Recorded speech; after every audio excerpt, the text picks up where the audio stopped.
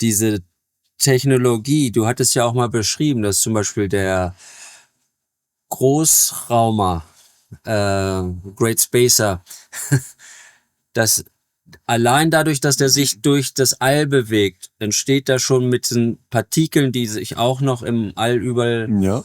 entsteht Reibung an ihrem Schutzschild. Also das berührt nicht das Schiff, aber es entsteht doch eine Reibung, die das Schiff wieder auflädt mit Energie.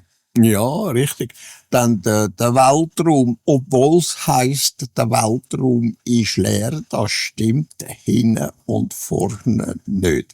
Unsere Wissenschaft ist völlig auf einem falschen Weg diesbezüglich. Ja. Der Weltraum ist voll Energie und voll Partikel, wo der Mensch eigentlich noch nicht einmal kennt. Man sagt dem einfach Weltraumstaub. Ja. Oder? Das ist einerseits Materie, wirkliche Materie, und das andere ist einfach Energie. Oder? Ja, und da gibt es sicherlich Energieformen, die wir noch nicht kennen. Ja, das Und gibt auch. Tausende von Energieformen. Jede Lebensform, die es gibt, hat eine bestimmte Energieform, eine eigene Energieform. Jeder Grashalm hat eine andere Energie als ein Baum zum Beispiel. Oder eine Nuss oder eine Frucht oder was es eben ist. Eine vollkommen andere Energie. Aber es ist Energie vorhanden. Oder? Ja. Nur der Mensch ist noch nicht so weit, dass er das kann feststellen. Ja.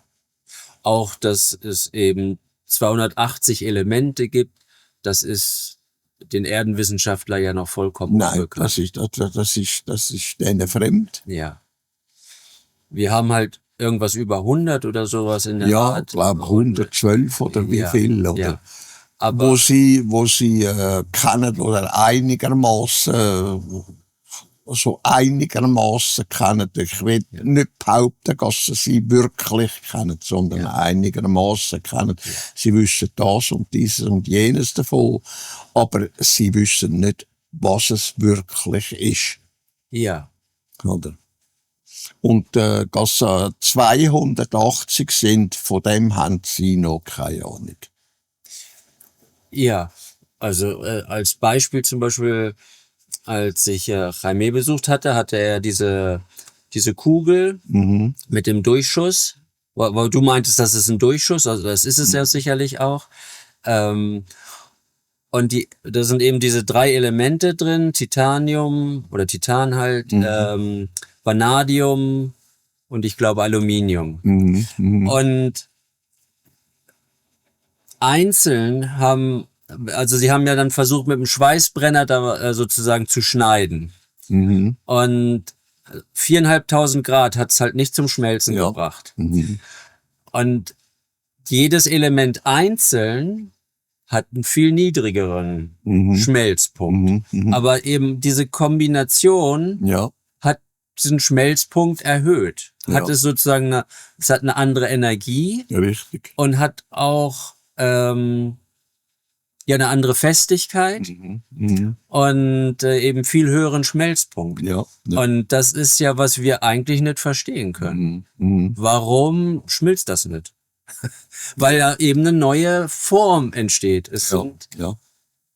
Und dann eben, es kommt wahrscheinlich auch nicht nur darauf an, es waren ja irgendwie 80%, 10% und 10%, so wurde die Verteilung. Sondern es kommt sicherlich auch darauf an, wie es hergestellt wird. Wie es hergestellt wird, natürlich. Weil die Plejaden haben ja diese 7 Umwandlungsprozesse. Ja, ich glaube nicht, dass die Sachen einfach, wie soll man sagen, gemixt werden. Also, weißt, wie der Mensch das macht, er schmelzt die Sachen miteinander zusammen.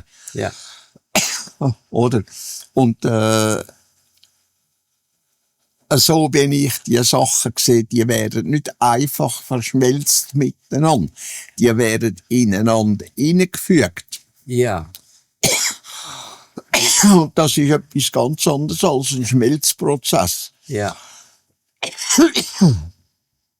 Wenn du zum Beispiel einen Teig machst, du tust ja den nicht verschmelzen miteinander, sondern du tust die verschiedensten Sachen ineinander hineinfügen, ineinander hineinknatten oder mit dem dann sagst und machst, oder?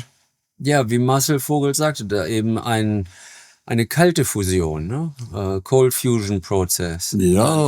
Also bei dem, was er untersucht hatte. Ja. So hatte Genau. er das analysiert, dass das eben nicht durch Sieden oder durch eben Schmelzen Eben. passiert ist, sondern Ineinander gefügt wird. Ja, Oder? ja. Aber wie konnte er ja auch nicht sagen. Wir sagen dann einfach primitiverweise. Wir haben keinen anderen Ausdruck. Es wird verschmelzt miteinander. Oder? Ja. Aber eben kalt. richtigerweise ist es eigentlich ein Verknatten miteinander oder ein Zusammenfügen miteinander. Oder mit dem willst du sagen, oder? Ja. Wir haben eigentlich gar keinen Ausdruck für das, oder? Ja. Für andere Sachen schon, eben wie zum Beispiel einen Teig herstellen mit Eier, mit Mehl, mit Zucker, mit Salz, mit Gewürz und so weiter, wo ineinander reinmischen tust, oder? Ja. Wo nicht ein Schmelzprozess mit Hitze vor sich geht, sondern einfach ein kalter Prozess, Ja. oder? Und das auf irgendeine Art und Weise dieser Art muss das vor sich gehen. Ich weiss es nicht wie.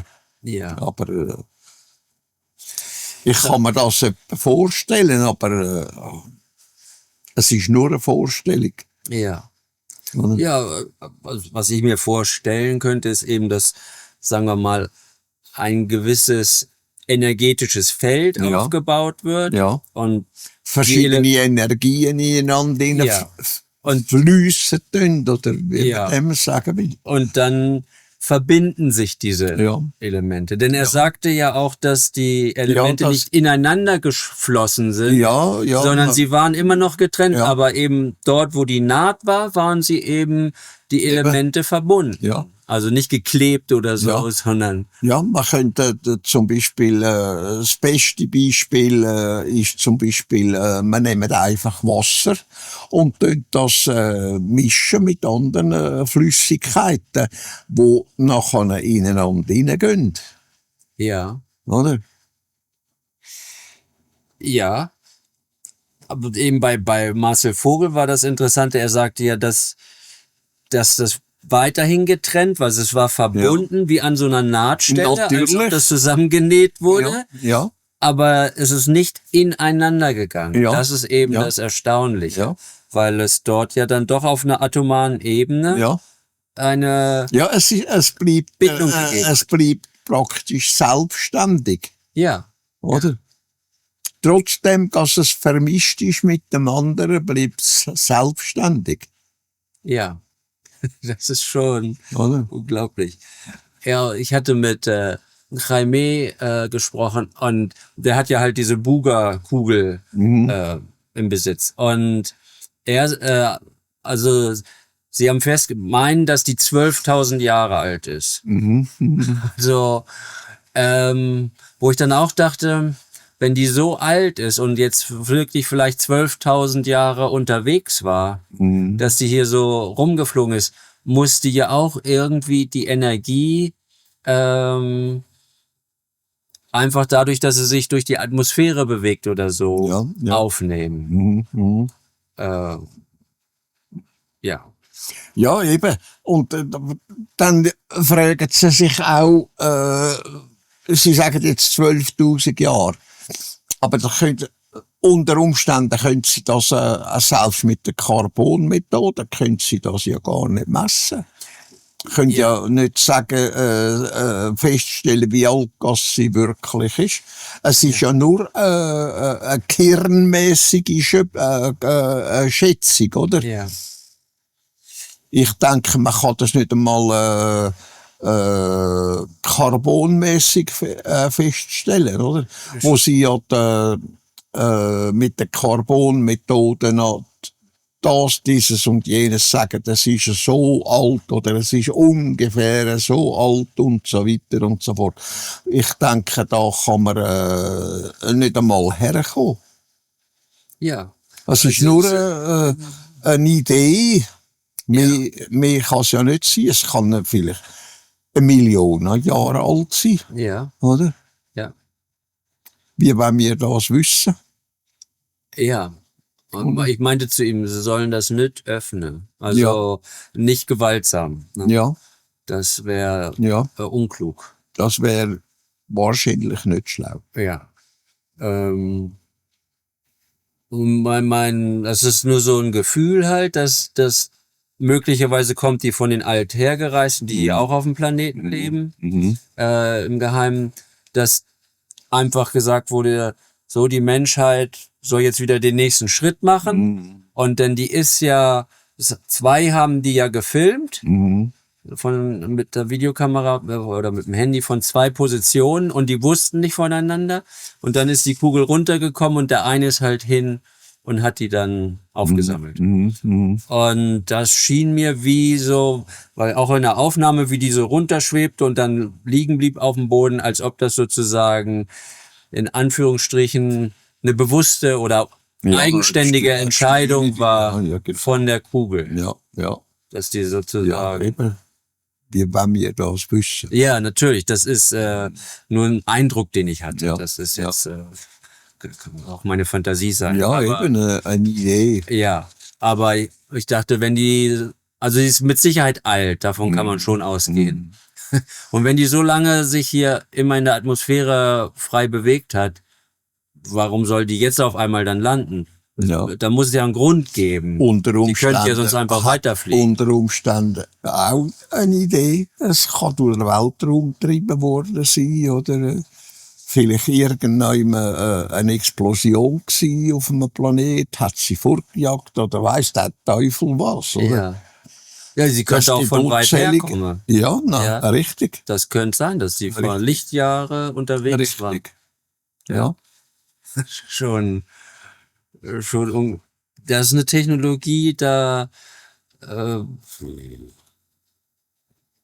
bestehen wir wie im Ochs vom Berge, weißt du? Ja. Das ist wie sagst du mit der Esel am Berg? Ja, also ja, der kommt da auch nicht hoch, der Ochs. Gut. Dann hatte ich nach der Energie gefragt, die Kugel abgestrahlt hat, die Plejaden so verändert hat. Und ob das möglicherweise Schöpfungsenergie war oder eine Variation dessen. Keine Ahnung. Und dann das weiß ich nicht. Ich glaube es nicht. Ich glaube, das ist eine Energie, die der Mensch erfunden hat. Ja, die Antwort war, die Kugel strahlte künstliche Energie ab, keine Schöpfungsenergie. Die Energie, die Kugel abstrahlte, war keine Schöpfungsenergie, sondern eine künstliche, die zu einer dauerhaften evolutiven Bewusstseinsveränderung der Plejaden führte. Eben, das ist das, was ich eben auch denke. Ja. Wo sie ja bestätigt haben, dass es ist eine künstliche Energie, oder? Also etwas, wo hergestellt wurde. Ob es der Mensch war, ich weiß es nicht. Ob es irgendeine andere Wesenheit war, ich weiß es nicht. Ja. Das ist einfach eine künstliche Intelligenz gewesen. Die Kugel ist ja von denen, die Bibliothek erbaut hat, auch erbaut worden. Ja. Insofern müssen die ja schon da. Ja, ich weiss nicht, was für Wesen das sind, in welcher Form das Menschen sind oder menschenähnliche Wesen sind. Ich weiss es nicht. Oder? Ja. Weißt du, es gibt viele Möglichkeiten. Auch wenn man sagt, es ist menschlich, oder? Weißt du, können viele Arten sein, oder? Es gibt nicht nur Menschen, oder? Es gibt Homo sapiens sapien, was heute ist, oder? Und so weiter und so fort, oder? Wie das die Menschen gsi sind, oder das, wie wir vielleicht heute würden sagen, Homo sapiens, oder weiss der Kuckuck was? Ja. Ja. Oder? Ja, du hast ja auch schon Wesen getroffen, die wir sozusagen, die Gasatmer und so weiter, Ja, natürlich. die schon anders Zum aussehen. Beispiel, ich denke noch an Sina zum Beispiel, oder? Ja. Oder die da unsere Auto kaputt gemacht haben, wo sie es angelangt haben, weisst du, die Säure-Menschen da, oder? Also, es sind auch, man sagt ihnen Menschen, oder? Sie sagen, ja, wir sind keine Menschen, oder? Wir sind das und dieses und jenes, oder? Ich weiss das nicht. Ja. Was sie von sich selber sagen, was sie sind, oder? Ja. Wir gehen nach den Begriffen, die wir da auf der Erde geschaffen haben, oder? Ja, natürlich. Wir brauchen die Bezeichnungen, Ja. oder? Aber die meisten sind schon humanoid in der Erscheinungsform, ne? 2 Arme, 2 Beine. Ja, natürlich. Das heisst ja nicht, dass das, wenn sie, wie du sagst, humanoid. Wir sagen ein Mensch humanoid. Oder? Ja. Sie müssen das nicht unbedingt sehr weg sein, wie wir uns das vorstellen. Ja. Oder? Zum Beispiel das Ina, das ich vorhin genannt habe, kann ich, ja natürlich, sie ist humanoid. Sie hat Hand wie mir, sie hat einen Körper wie mir, sie sieht einfach anders aus, sie sieht wie ein Reptil aus, oder? So, so eine Art ein Reptilmensch, oder? Ja. Also mit ihrem Urg, Ja. wo sie da gemacht hat.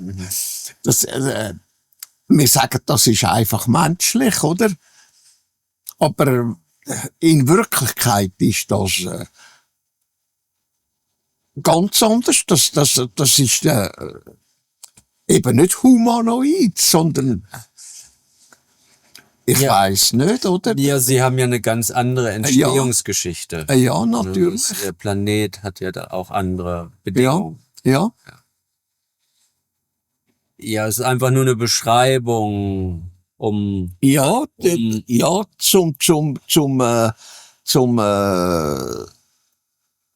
darlegen oder darlegen, wie das jemand aussieht. Man sagt humanoid.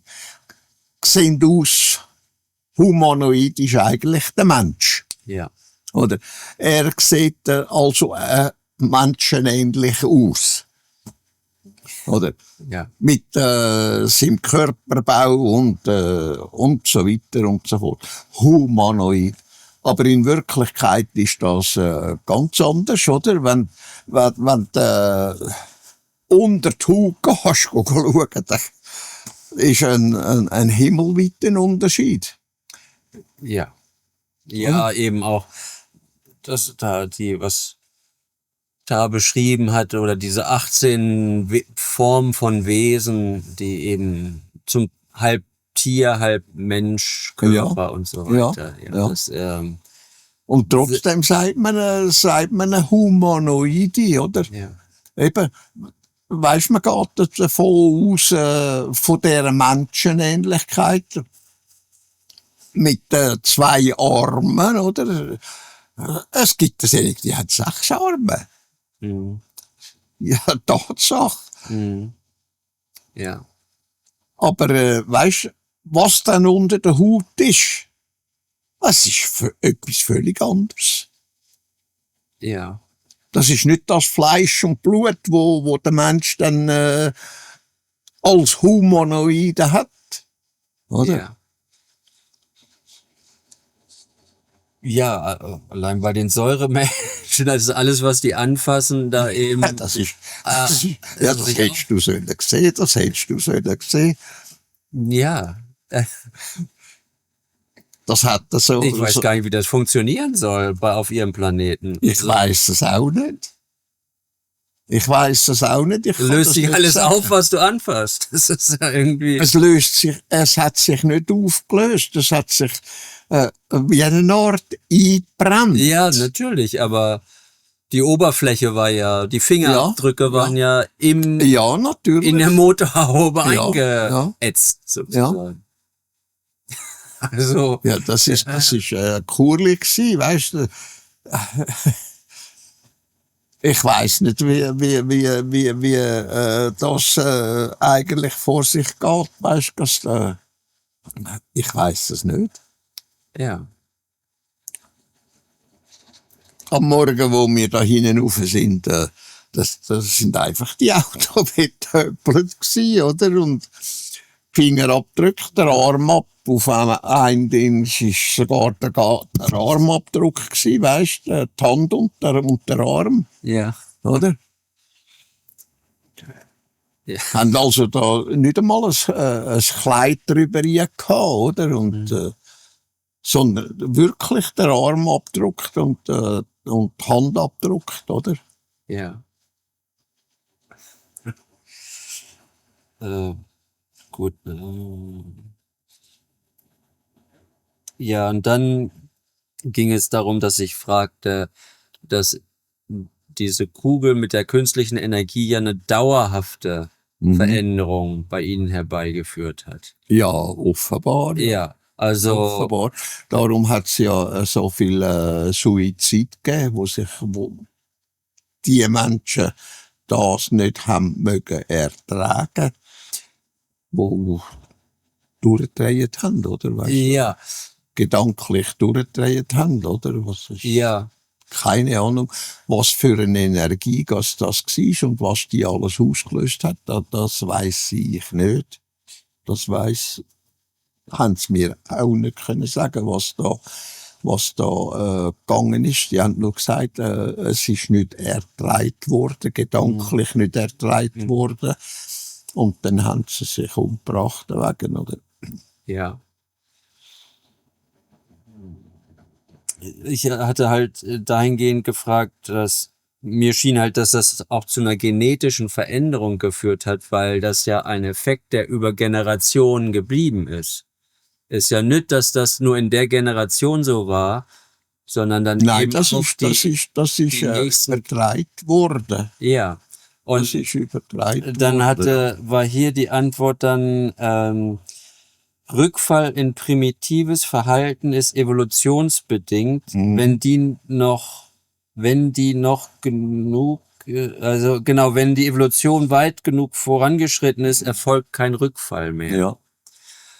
Die Plejaden würden bei Kontakt mit Erdenmenschen nicht in der Evolution zurückfallen, aber es würde zu Problemen und Hindernissen führen. Ja, und das wäre das, weil das nicht mehr verstanden oder noch nicht verstanden wird vom Erdling. Ja, also das ist, warum sie halt keinen Kontakt wollen. Sie wollen einfach keine Probleme und Hindernisse. Das würde Probleme auslösen. Das würde Massenselbstmord würde das provozieren. Bei den Erdenmenschen? Bei den Erdenmenschen. Ah ja. Nicht bei Ihnen? Nein, nicht bei Ihnen, sondern da. Ja. Weil der Mensch noch nicht fähig ist, um das zu verarbeiten, was dort vorhanden ist. Ja, ich stelle mir das so vor, dass er diese Harmonie nicht ertragen könnte. Ja. Das ist... Eben, das ist genau gleich. Das ist genau gleich, wie wenn du Menschen um dich herum hast, die haben Schmerzen für das und dieses und jenes. Der Einzige, je nachdem, genau die gleichen Schmerzen. Der eine mag das eher vertragen als der andere. Ja. Ja, der andere kümmert sich überhaupt nicht einmal darum. Dass man das und dieses oder jenes weh tut. Ja, das verstehe ich bei dir auch nie, dass du mit deinen Phantomschmerzen immer so, du hast so strahlendes Gesicht und strahlende Augen und so, als ob das gar nicht da wäre, während andere bringen sich um wegen Phantomschmerzen. Ich weiß. Das ist nicht so, der andere da Dings und er hat sich auch umgebracht wegen, oder? Wieler oder wo, oder? Oberhalb von Wieler, wenn der Berg darauf geht. Ja. Ja. Also, das ist, gehört eigentlich zu Saarland. Ah ja. Mhm. Ja. Ja, kann ich gut. Also das soll der hat auch den linken Arm verloren. Der ist mit einem Töffel umeinander gefahren. Mit einem Mofa. Also schwerere Mofa, nicht das Einfache da, wo die Galnummer gebraucht hast dazu, oder? Und dann hat er so einen Dings gehabt, wo er hat können da seinen Armstummel reinstecken, weißt du, also eine Art, das Rohr, wo er hat können steuern dann. Und der hat sich dann umgebracht wegen der Phantomschmerzen, oder? Mhm. Ja. Und ja. Und das werkt halt immer, das tut halt 24 Stunden im Tag tut das werken, das macht nicht immer so, oder? Ja. Da merke ich jeden Finger, alles zusammen, das macht nicht dauernd so, oder? Weißt und zeitweise, da kommt's halt an, weißt du, fast zusammen, das kommt blitzartig, weißt du, das ist ja. Ja, vor allen Dingen, wenn das Wetter so umschlägt. Ja, hast du da ein Problem. Ja, genau. Ja. Genau. Ja. Dann kommt's manchmal, oder? Ja. Und da fahrst du halt einmal zusammen, oder? Und die Safety fährt natürlich auch zusammen, wenn sie nebenzu Ja, natürlich. oder? Ja, aber es kommt ja. Du weißt, das kommt unverhofft, ne? weißt, das kommt blitzartig, oder? Ja. Und da hört aber auch wieder nach einer gewissen Zeit dann auf, oder? Ja. Es geht dann einige Stunden, wo es dann mehr werket als sonst, oder? Und vielleicht einen halben Tag oder einen Tag oder 2 Tage, je nachdem. Ja. Und du spürst im Grunde noch deine linke Hand und deinen linken Arm, obwohl der da halt nicht mehr ist. Ja, oder? genau. Ja, das macht dauernd so, dass die Finger die sich da dauernd bewegen, weißt. Ah ja. Ja. Also das ist, was du fühlst, dass sie sich da immer bewegen, obwohl da sind ja keine mehr. Ja, das sind einfach Nerven, wo... Ja, die noch am Schaffe sind. Ja, genau. Ja, okay. Das ist etwas, wo man je nachdem, wie der Mensch halt denken tut und sich darauf einstellen tut. Der eine mag es verleiden, der andere halt nicht und der andere bringt sich halt um und ja. Ja. Oder? Ja. Das ist etwas, wo der Mensch kann lernen kann, wo er sich darauf einstellen kann. Das hängt mit seinen Gedanken zusammen, wie er die steuert, oder? Also ist genau gleich, der eine schneidet sich in die Finger. Weißt du, und der andere, ja, haben wir halt geschnitten. Ja. Oder? Ja. Je nachdem, wie er denken tut, wie er sich verhalten tut gegenüber sich selber. Ja. Ja. Ja, vor allen Dingen nicht zu ernst nehmen. Ne? Ja, genau. Also das merke ich auch mit meinem Tinnitus. Je mehr ich mich darauf fokussiere, desto schlimmer wird. Ja, genau, so ist es. Weil ich sage, ja, oder auch wenn dann so, das schwankt ja auch in der Lautstärke. Und dann gibt's manchmal, wo es dann so richtig laut kommt, so ein lautes Piepen. Genau. Und dann merke ich, versuch dich zu entspannen. Und dann geht's auch wieder so auf den normalen Pegel wieder zurück. Genau, so ist es halt. Ja. Aber in dem Moment erschrickt man sich dann doch. Also dann fängt man nämlich an zu sinnen und wenn das jetzt so laut bleibt, dann ist das wirklich eine Belästigung. Ne? Ja, eben, wenn etwas so blitzartig wie da, wenn es so blitzartig kommt, weißt, wo du selber, wo du einfach verschreckst, oder? Weil,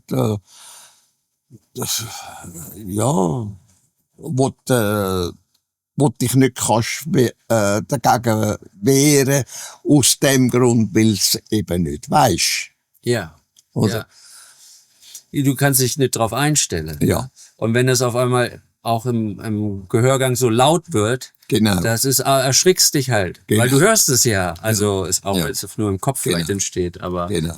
Ja. Und dann musst du dich erst wieder beruhigen. Ja. So, das nicht hinhören und und entspannen vor allen Dingen. Das merke ich, wenn ich, das ist so ein Zeichen, dass ich angespannt bin eigentlich. Ne?